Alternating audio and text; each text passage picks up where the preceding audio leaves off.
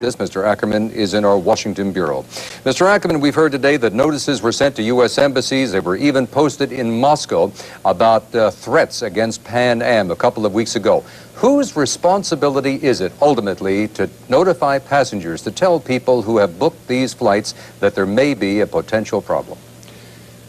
The United States government and the Department of State specifically works 24 hours a day, 365 days a year to try and get the information about every situation in the world that could be of any threat to any American.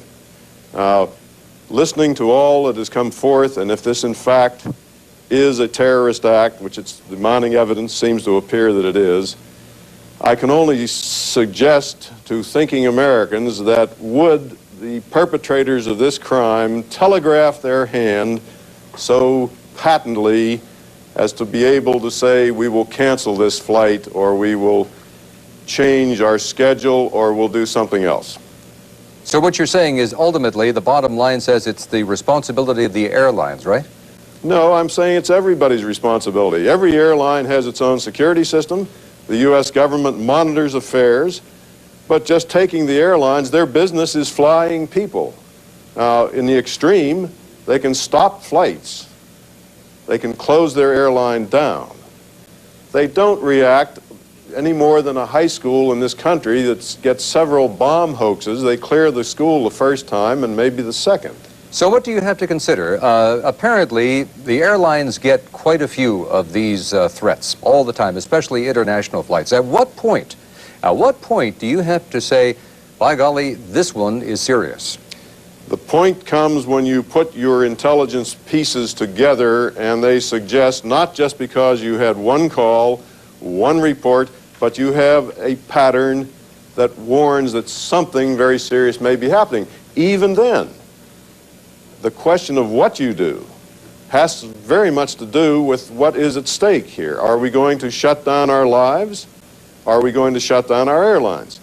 You've got to react to the intelligence, and what this proves to me, really, is that we've somehow forgotten, since Achille Lauro and TWA 847 briefly, that the war on terrorism is very much alive. There were 4 U.S. officials apparently on this flight. There were some officials from Beirut. Does the State Department take any or make any attempt to make these flights secret when there are important officials aboard?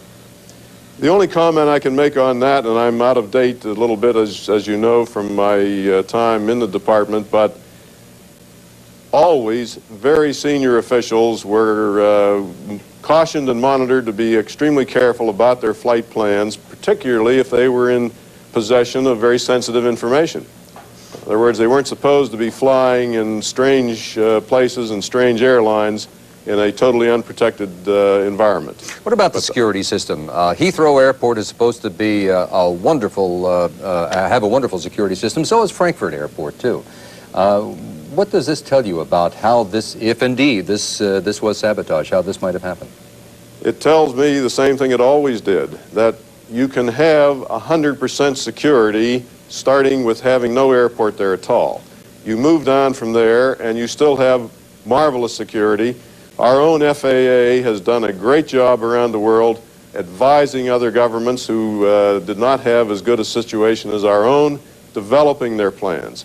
But in the last analysis, the criminal mind sits and says, if I am determined to do something, and I'm prepared to pay certain prices to do it, I will find a way.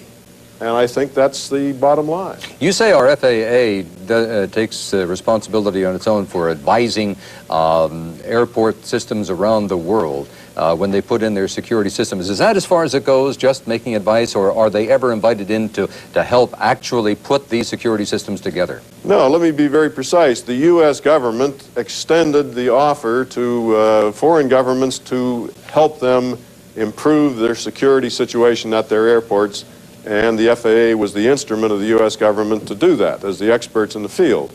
And it went right into surveying their situation and saying, here's what we think you should do. Now, let's not forget there's a little thing called sovereignty. What a country will ultimately do, given advice, is their prerogative, and they will act accordingly. You mentioned a moment ago that the airlines business is flying people, no question about that.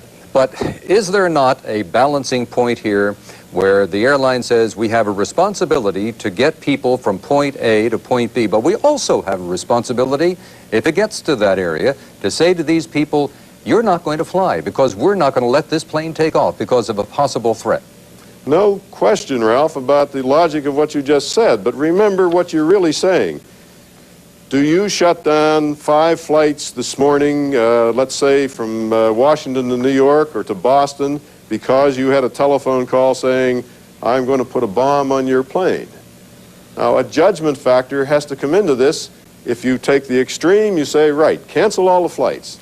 Is there any time then? Price that would involve. Okay, then is there any time of the year, for example, do we look at the holiday season as potentially more prone to get these kind of threats? There are all kinds of things. You have to look at religious holidays. You have to look at political upheavals. You have to look at the threats of coups d'etats. We are warning Americans, I say we, the U.S. government and the State Department warns Americans on a daily basis and on a degree. It might not be such a great idea to go to X country or Y country or Z country because of certain circumstances. Well, now, go ahead.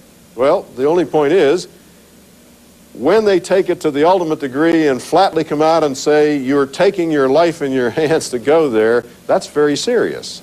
And they don't do that unless they've got some real evidence that would make that credible.